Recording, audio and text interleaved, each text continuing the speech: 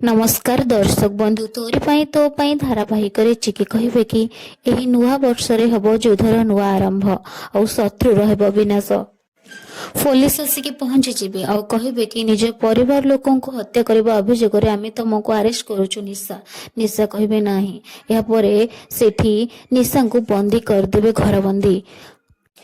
चिकी कहे सबू चक्रांतर हवा पर्दाफाश।